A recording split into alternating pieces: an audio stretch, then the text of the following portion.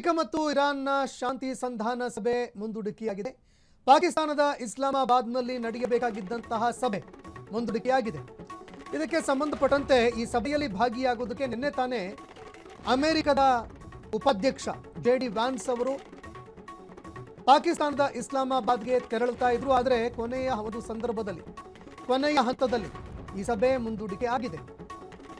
Iran ಮತ್ತು America ನಡುವೆ ಶಾಂತಿ ಸಂಧಾನದ ಸಭೆ ನಡೀಬೇಕಾಗಿತ್ತು, ಆದರೆ ಸಭೆ ಮುಂದೂಡಿಕೆಯಾಗಿದೆ. ಪಾಕಿಸ್ತಾನದ ಇಸ್ಲಾಮಾಬಾದ್ನಲ್ಲಿ ಈ ಸಂಧಾನ ಸಭೆಯನ್ನು ಹಮ್ಮಿಕೊಳ್ಳಲಾಗ್ತಾ ಇತ್ತು. ಪಾಕಿಸ್ತಾನದಲ್ಲಿ ಇವತ್ತು ಅಥವಾ ನಾಳೆ ಈ ಸಭೆ ನಡೀಬೇಕಾಗಿತ್ತು. ಇಸ್ಲಾಮಾಬಾದ್ನಲ್ಲಿ ಎರಡು ದೇಶಗಳ ಸಂಧಾನ ಸಭೆ ನಿಗದಿಯಾಗಿತ್ತು. ಲೆಬನಾನ್ ಮೇಲೆ ಇಸ್ರೇಲ್ ದಾಳಿ ಹಿನ್ನೆಲೆಯಲ್ಲಿ ಮಾತುಕತೆಗೆ ವಿಘ್ನ ಎದುರಾಗಿದೆ. ಸರಿಸುಮಾರು 250ಕ್ಕೂ ಹೆಚ್ಚು ಜನ ಲೆಬನಾನ್ ಮೇಲೆ ಮಾಡಿದಂತಹ ದಾಳಿಯಲ್ಲಿ ಸತ್ತು ಹೋದರು.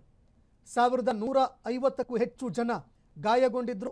ಸಾವಿನ ಸಂಖ್ಯೆ ಮತ್ತಷ್ಟು ಹೆಚ್ಚಳ ಆಗುವ ಸಾಧ್ಯತೆ ಇದೆ. ಇದೊಂದು ನರಸಂಹಾರದ ರೀತಿಯಲ್ಲಿ ಇತ್ತು.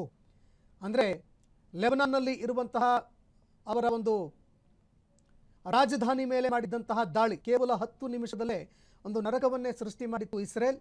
ಈ ವಿಚಾರಕ್ಕೆ ಸಂಬಂಧಪಟ್ಟಂತೆ ಡೊನಾಲ್ಡ್ ಟ್ರಂಪ್ ಅವರನ್ನ ಅದೇ ರೀತಿಯಾಗಿ ಇಸ್ರೇಲನ್ನು ಪ್ರಶ್ನೆ ಮಾಡಿದಂತಹ ಸಂದರ್ಭದಲ್ಲಿ ನಾವು ಈ ಒಂದು ಶಾಂತಿ ಒಪ್ಪಂದ ಏನು ಮಾಡಿಕೊಳ್ತಾ ಇದ್ವಿ, ಇದರಲ್ಲಿ ಲೆಬನಾನ್ನ ವಿಚಾರ ಇರಲಿಲ್ಲ, ಲೆಬನಾನನ್ನು ನಾವು ಇನ್ಕ್ಲೂಡ್ ಮಾಡಿಲ್ಲ ಅಂತ ಅವರು ಸ್ಟೇಟ್ಮೆಂಟ್ ಕೊಟ್ಟಿದ್ರು. ಈ ನಡುವೆ ಇರಾನ್ ಈಗ ಶಾಂತಿ ಹಾಗೂ ಯುದ್ಧ ಎರಡೂ ಜೊತೆಗೆ ಸಾಗೋದಕ್ಕೆ ಸಾಧ್ಯ ಇಲ್ಲ ಅಂತ ಮಾತುಕತೆಯಿಂದ ಹಿಂದೆ ಸರಿತಾ ಇದೆ. ಕ್ಷಣ ಕ್ಷಣದ ಸುದ್ದಿಗಳಿಗಾಗಿ ಫ್ರೀಡಂ ಟಿವಿ ಸಬ್ಸ್ಕ್ರೈಬ್ ಮಾಡಿ, ಲೈಕ್ ಮಾಡಿ ಹಾಗೂ ಫಾಲೋ ಮಾಡಿ. ಹೊಸ ಸುದ್ದಿಗಳ ನೋಟಿಫಿಕೇಶನ್ಗಾಗಿ ಬೆಲ್ ಐಕಾನ್ ಮೇಲೆ ಕ್ಲಿಕ್ ಮಾಡಿ.